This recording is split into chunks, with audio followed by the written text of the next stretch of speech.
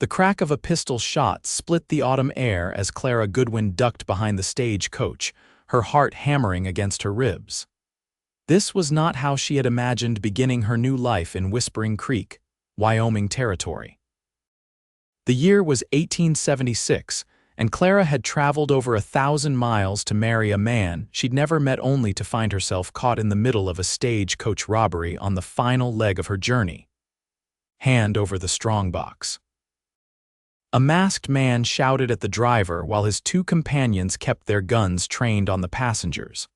Clara clutched her small valise containing all her worldly possessions, a few dresses, her mother's locket, and the letters from Mr. Edmund Pierce, the man who had agreed to make her his wife. At 22, she had already buried both parents and was left with nothing but debts in Boston. Becoming a mail-order bride had seemed her only option. The coach driver reluctantly tossed down the strongbox. "We ain't carrying much today, boys, just mail and a few travelers." One of the masked men spied Clara's partial hiding place. "You there, girl with the blue bonnet, show yourself." Trembling, Clara stepped into view. Her chestnut hair was coming loose from its pins, and dust covered her traveling dress, but she held her chin high as she faced the robbers. "Well, well," the man laughed. "Looks like we got ourselves a proper lady. Hand over your valuables, miss." Clara's fingers tightened around her bag. "I have nothing of value, sir, only my clothes and personal items." The man stepped forward menacingly, but suddenly another shot rang out from the ridge above. The robbers scattered, firing wildly as they retreated. Their horses' hooves thundered away as a lone rider approached from the hillside. "Everyone all right?"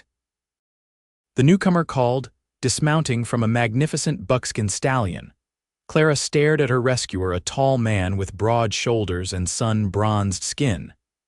His dark hat shadowed piercing blue eyes, and a week's worth of stubble covered his strong jaw. He moved with the easy confidence of someone completely at home in this wild landscape. "Just shaken up, Mr. Atwood," the driver said. "Good timing as always." "Roy Atwood," the stranger said, tipping his hat to Clara. "Sheriff of Whispering Creek." "Clara Goodwin," she replied, her voice steadier than she felt. I'm coming to marry Mr. Edmund Pierce." Something flashed across the sheriff's face, a look Clara couldn't quite interpret, before he nodded. "Pierce's place is about 3 miles north of town. I'm headed that way myself. I can escort you if you'd like." The stagecoach continued on to town with the other passengers while Clara rode alongside Sheriff Atwood on his horse. The vast Wyoming landscape stretched around them, rolling plains, distant mountains, and a sky so wide it seemed impossible. Despite the circumstances, Clara felt a strange sense of freedom. "Have you known Mr. Pierce long?" she asked, trying to make conversation. Sheriff Atwood's shoulders tensed slightly. "Known him all my life. This is a small community, Miss Goodwin." "And what kind of man is he?" Clara ventured.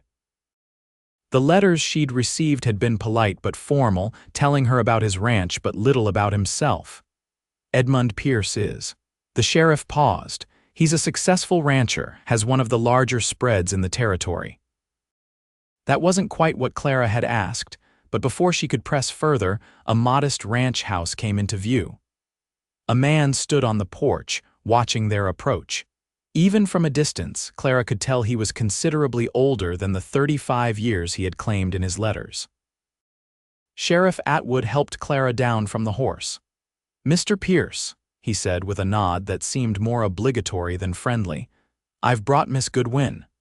Edmund Pierce was perhaps 50, with thinning gray hair and a substantial belly straining against his waistcoat. He looked Clara up and down with an expression that reminded her of customers inspecting merchandise in a shop. "You didn't mention you wore spectacles," he said by way of greeting. Clara's hand instinctively went to the wire-framed glasses she wore for reading and detailed work. "I only need them occasionally, Mr. Pierce," he frowned. "Your hair's darker than it looked in the photograph." "The photograph was taken in bright sunlight," Clara explained, increasingly uncomfortable. Pierce circled her slowly. "You're thinner than I expected." "Not much good for bearing children or working the ranch." Sheriff Atwood cleared his throat. Pierce, no, Pierce interrupted. I was specific in my advertisement. I need a robust wife who can help with the cooking, cleaning, and ranch work. He shook his head. This won't do at all. I'm sorry you've come all this way, Miss Goodwin, but I must decline our arrangement. Clara felt as if she'd been slapped. I don't understand. Your letters were based on the understanding that you were as represented, Pierce said firmly. I cannot afford to feed someone who won't pull her weight. Sheriff, perhaps you can take her back to town. The stagecoach east leaves tomorrow morning. Before Clara could respond, Sheriff Atwood stepped forward. That's enough, Pierce. The ladies traveled across the country based on your promise. A promise made under false pretenses, Pierce insisted. Good day to you both. With that, he turned and walked back into his house, closing the door firmly behind him. Clara stood frozen, the ground seeming to sway beneath her feet. She had spent her last dollars on this journey. There was nothing and no one waiting for her back east. Miss Goodwin, the sheriff's voice seemed to come from far away. Clara, she blinked back tears. What do I do now? Roy Atwood's expression softened. First, we get you into town, Mrs. Hollister runs the boarding house. She'll have a room for you. After that, well, let's take things one step at a time. The ride into Whispering Creek was a blur for Clara. The sheriff tried to make conversation, pointing out landmarks and telling her about the small but growing town, but she barely heard him. All her hopes and careful plans had crumbled in an instant. Whispering Creek turned out to be a single main street with various businesses, a general store, a saloon, a small church, and other establishments typical of frontier towns.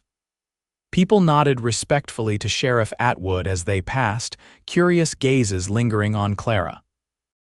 The boarding house was a two-story white building with green shutters and a well-tended garden. Mrs. Hollister, a plump widow in her 60s, greeted them warmly.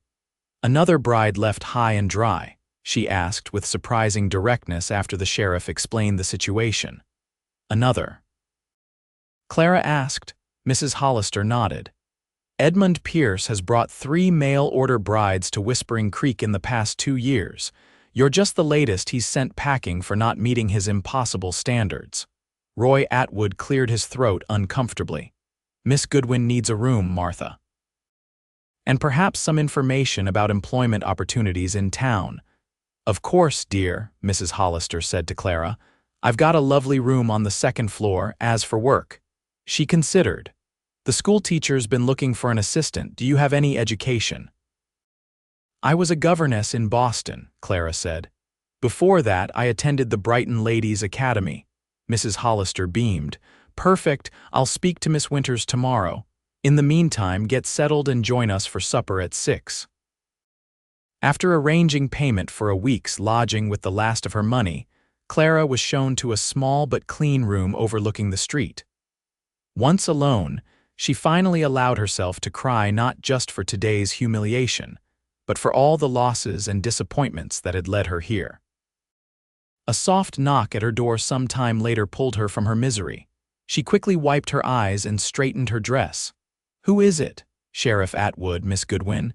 I've brought your trunk from the stagecoach office. Clara opened the door to find Roy standing there with her battered trunk. Their eyes met, and his expression shifted from polite concern to something warmer. Thank you, she said softly. I also wanted to apologize for Pierce's behavior, Roy said, setting the trunk down inside her room. That's not how we treat people in Whispering Creek. Clara managed a small smile. Mrs. Hollister implied this isn't the first time he's done this. Roy removed his hat, revealing thick, dark hair with a slight wave to it. No, it's not, though I can't imagine what he found lacking in you. His ears reddened slightly. That is, I mean, it's all right, Clara said. I appreciate your kindness, Sheriff, he nodded. Roy, please call me Roy. The next few days passed in a blur as Clara adjusted to life in Whispering Creek. Miss Winters, the schoolteacher, was delighted to hire her as an assistant, and the children quickly warmed to her gentle manner and engaging lessons.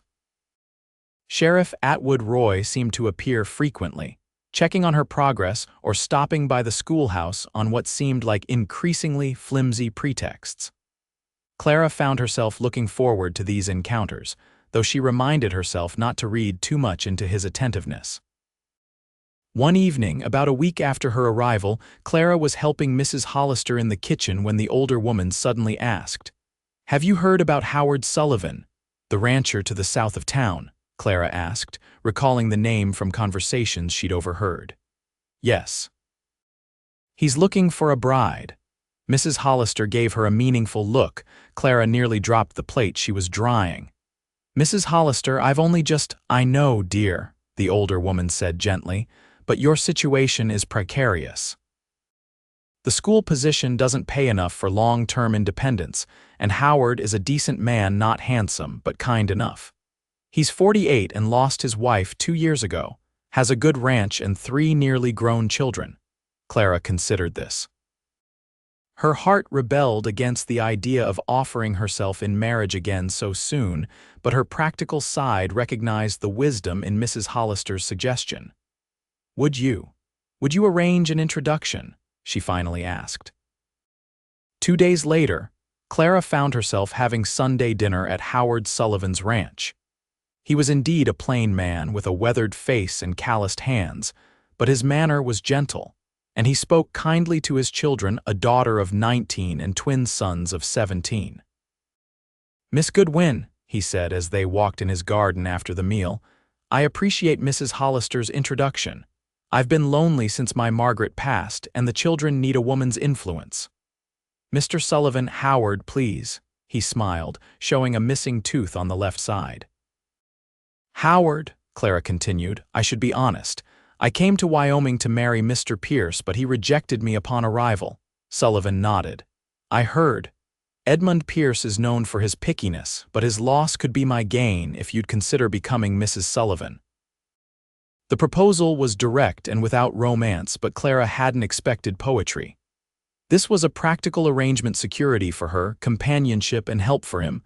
"May I have some time to consider?" she asked. "Of course, I'm not a hasty man." He patted her hand. "Come to dinner again next Sunday, and you can give me your answer then." As Howard drove her back to town in his wagon, Clara caught sight of Roy Atwood standing outside the sheriff's office. Their eyes met briefly before Howard turned the wagon toward the boarding house. That night, Clara couldn't sleep. Marriage to Howard Sullivan would solve her problems. She would have a home, security, and a ready-made family. Yet something held her back. Was it just that she barely knew the man, or was there another reason her heart resisted?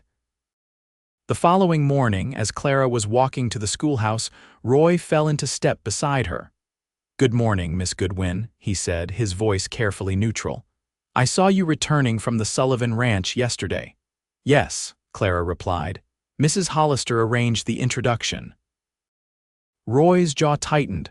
"Sullivan is a decent man, so I gathered." Clara glanced at him curiously. "Do you think it would be a good match?" Roy stared straight ahead. "It's not my place to say." "I value your opinion, Sheriff." He was silent for several steps. "Howard Sullivan is honest, hardworking, and treats his workers fairly. His first marriage was by all accounts a happy one." "But," Clara prompted, sensing his reservation. Roy finally looked at her. "But you've barely been in Whispering Creek 2 weeks. Perhaps you should take more time before making such a decision." "Time is a luxury I can't afford," Clara admitted. "My position at the school barely covers my room and board. There are other options besides immediate remarriage." Clara stopped walking. "Are there, Sheriff?" For a woman alone in the West with no family and limited funds, their eyes locked, and for a moment Clara thought Roy might say something more. Instead, he tipped his hat. "I've kept you from your duties long enough. Good day, Miss Goodwin." Throughout the week, Clara weighed her options. Howard Sullivan sent her flowers mid-week with a note expressing his hopes for her favorable answer. She drafted several responses: acceptance, refusal, requests for more time, but sent none. On Wednesday, disaster struck. Clara was supervising the children during their lunch break when little Tommy Miller fell from the schoolyard fence, breaking his arm. While the doctor tended to the boy, his father raged at Clara for her negligence. "I'll have your job for this," he shouted. A proper teacher would have prevented this. Though Miss Winters defended her, the school board called an emergency meeting that evening. By Thursday morning, Clara was informed that while she could continue until the end of the month, her services would not be required after that. This development made Howard Sullivan's proposal even more critical. With no job and her savings nearly depleted, marriage might be her only option to avoid destitution. Saturday afternoon, Clara was in the general store purchasing thread to mend a tear in her best dress, the one she planned to wear to dinner with Howard the next day when Roy entered. "Miss Goodwin," he said with a nod. "May I have a word?" They stepped outside onto the boardwalk. The October air was crisp with the scent of approaching winter. "I heard about your position at the school," Roy said without preamble. "I'm sorry." "Thank you," Clara replied. "It seems my time in Whispering Creek has been cursed from the start." "Is that why you're considering Sullivan's proposal? Because you feel you have no alternatives?" Clara's spine stiffened. "My considerations are my own, Sheriff, of course." He looked away. "I only meant I know what you meant," Clara interrupted. "And yes, my circumstances are now even more precarious than before. Mr. Sullivan offers security and respectability." "And what of affection, compatibility?" Roy pressed. "Those are luxuries, not necessities," Clara said, though the words tasted bitter. "Now if you'll excuse me, I have preparations to make for tomorrow." As she turned to leave, Roy caught her arm. "Clara, wait." His use of her first name stopped her. "There's another option, another suitor." Clara's heart quickened. "What do you mean?" Roy looked uncharacteristically uncertain. "Daniel Reynolds. He owns the largest cattle operation in the county, recently widowed, no children. He's mentioned wanting to remarry." Clara studied Roy's face. "And you think he would be interested in me?" "Any man would be a fool not to be," Roy said quietly, then seemed to catch himself. "That is, I could make an introduction if you'd like." Clara was confused by Roy's suggestion and oddly hurt. Why was he so determined to see her married off to anyone other than Howard Sullivan? "Thank you for the suggestion," she said coolly. "But I've already given Mr. Sullivan my word that I'll provide my answer tomorrow. I won't be courting other prospects behind his back." Roy's expression hardened. "As you wish, Miss Goodwin. I wish you every happiness." With that, he strode away, leaving Clara even more confused about her feelings and her future. Sunday dawned clear and cold. Clara dressed carefully in her best blue dress, the one she'd originally planned to wear when meeting Edmund Pierce. As she pinned her hair, she tried to summon enthusiasm for the life ahead of her. Howard Sullivan was not a bad man. Many women made successful marriages with far less promising beginnings. Mrs. Hollister knocked on her door just as Clara was putting on her hat. "There's someone to see you downstairs, dear. Says it's urgent." Clara hurried down to find Daniel Reynolds himself, a tall, distinguished man in his 50s with silver at his temples and an imposing presence waiting in the parlor. "Miss Goodwin," he said, bowing slightly. "Forgive the intrusion. Sheriff Atwood mentioned you might be interested in a position." "A position?"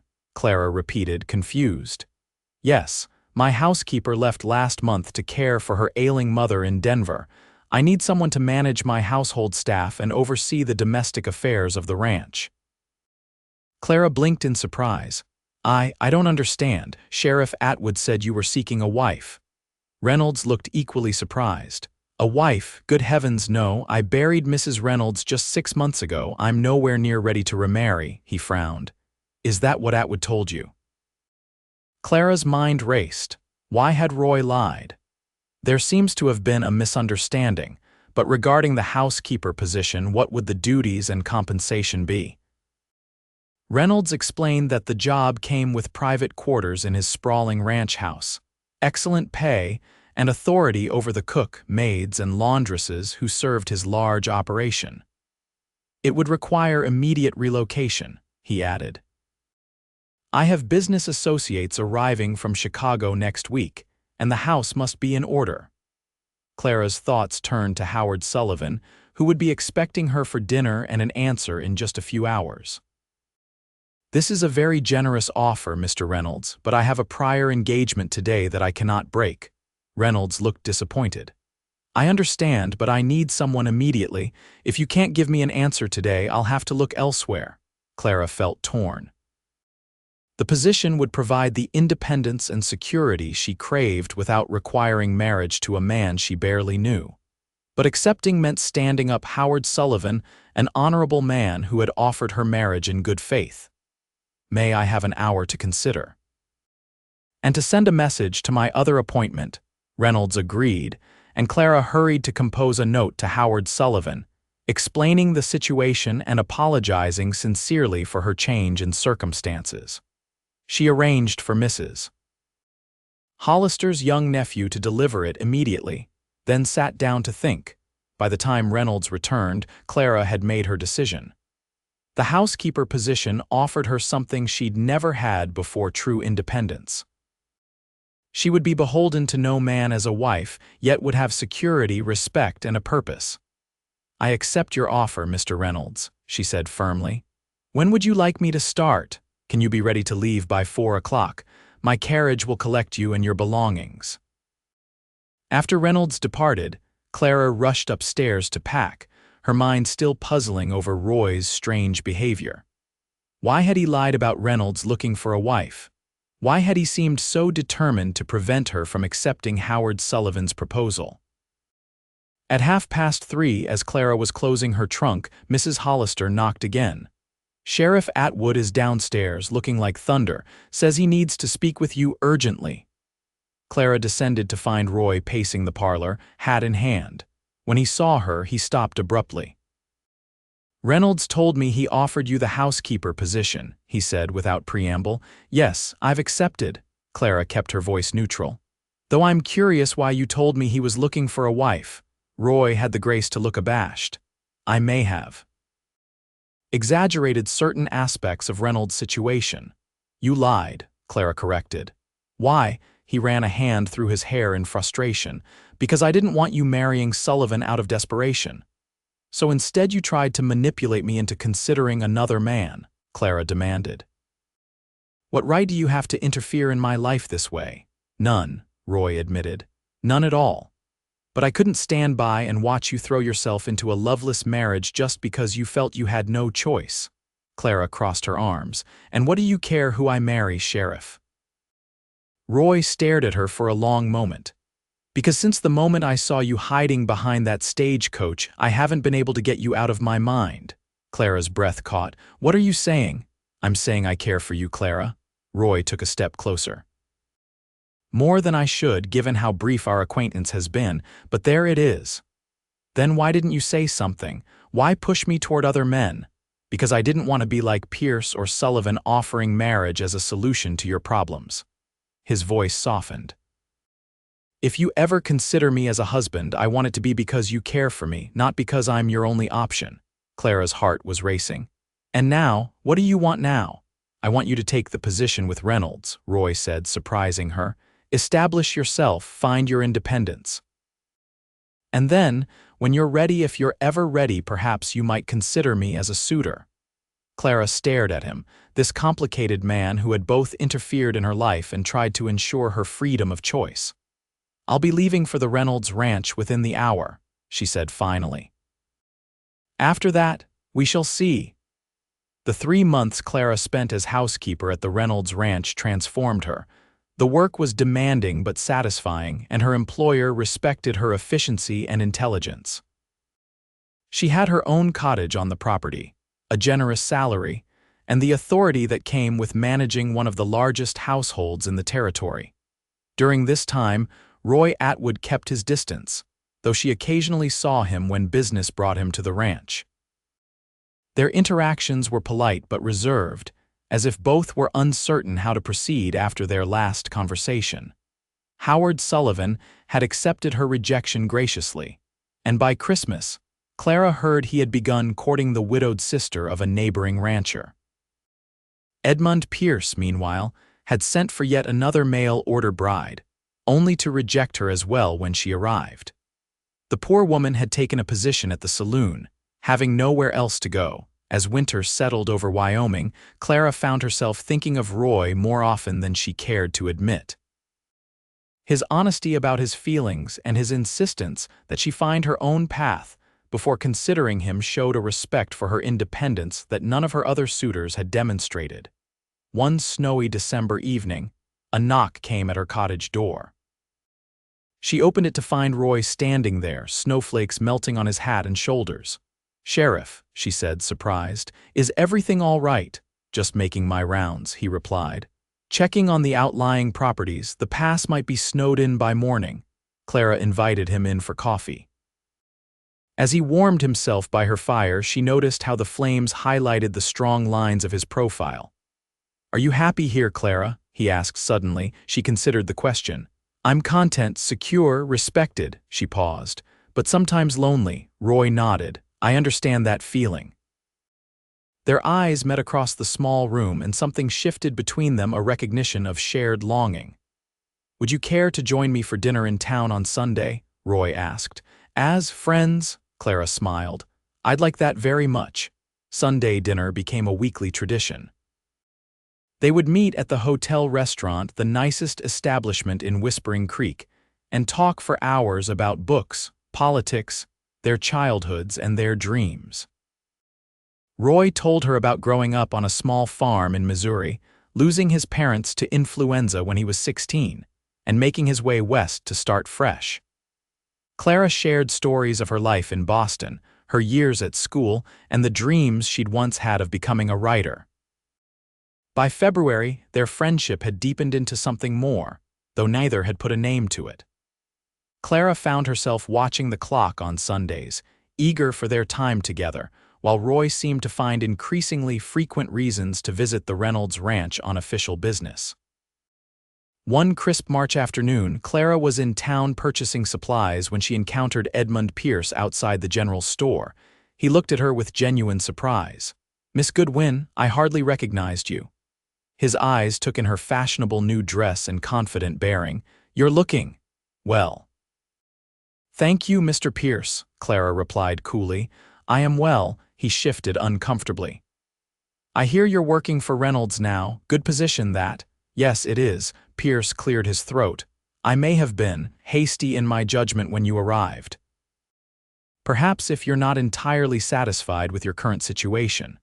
Clara raised an eyebrow. "Are you attempting to propose, Mr. Pierce?" He straightened his waistcoat. "Well, yes. I find myself still in need of a wife, and you've proven yourself capable in managing a large household." "How flattering," Clara said dryly, "but I must decline. Good day, Mr. Pierce." She turned to leave but found her path blocked by Roy, who had apparently overheard the exchange. His expression was thunderous. "Pierce," he acknowledged with a curt nod. "Sheriff," Pierce replied, looking between the two of them. "Just having a conversation with Miss Goodwin here, so I heard." Roy's voice was dangerously quiet. "Seems you've changed your mind about her suitability." Pierce bristled. "My personal affairs are none of your concern, Atwood. When you publicly humiliate a lady and then have the gall to come crawling back months later, it becomes my concern." Roy took a step closer. "Miss Goodwin has made her feelings clear. I suggest you respect her wishes." For a moment, Clara thought Pierce might argue further, but he merely muttered something under his breath and stalked away. "You didn't need to intervene," Clara said, though she wasn't truly annoyed. "I was handling it." "I know you were," Roy agreed. "But I've wanted to say that to him since the day he turned you away." Clara's lips twitched. "It was rather satisfying to refuse him." "I imagine so." Roy offered her his arm. "May I walk with you?" As they strolled down the boardwalk, Clara felt a contentment she hadn't experienced in years. "Pierce is the second man I've rejected now," she mused. "Perhaps I'm developing a habit." "Any other men planning to propose that I should know about?" Roy asked lightly, though his eyes were serious. Clara pretended to consider. "Well, Mr. Reynolds' foreman did offer me his hand last week, but I suspect it was mostly because he appreciates my apple pies." Roy stopped walking and turned to face her. "And if I were to propose, would you reject me as well?" Clara's heart skipped. That would depend on the proposal, I suppose. I'm not a wealthy man like Reynolds or even a successful rancher like Sullivan or Pierce, Roy said quietly. All I have to offer is a small house in town, a steady job, and my complete devotion. Clara reached up to touch his cheek. Those sound like the most valuable offerings of all. Roy's eyes darkened. Clara Goodwin, I've loved you since you stood up to those stagecoach robbers with nothing but courage and determination. I've respected you too much to rush you, but I can't wait any longer to ask. Will you do me the honor of becoming my wife? Clara felt tears prick her eyes. I've been rejected by one man and have rejected two others. Are you certain you want to risk being the third? Third time's meant for forever, Roy said, smiling as he took her hands in his. At least, that's what my mother always said. Clara laughed through her tears. Then yes, Roy Atwood, yes, I will marry you. He pulled her close and kissed her there on the main street of Whispering Creek, uncaring of the curious eyes watching from shop windows. Spring arrived early that year, painting the Wyoming landscape with wildflowers and new grass. Clara and Roy were married in April, beneath the cottonwood trees by the creek that gave the town its name. Mrs. Hollister cried, the schoolchildren scattered flower petals, and even Howard Sullivan attended with good wishes for the couple. Edmund Pierce was notably absent, having finally secured a bride through yet another advertisement, a sturdy German woman who reportedly gave as good as she got when it came to his criticisms. Clara wore a simple gown of ivory lace and carried a bouquet of prairie flowers.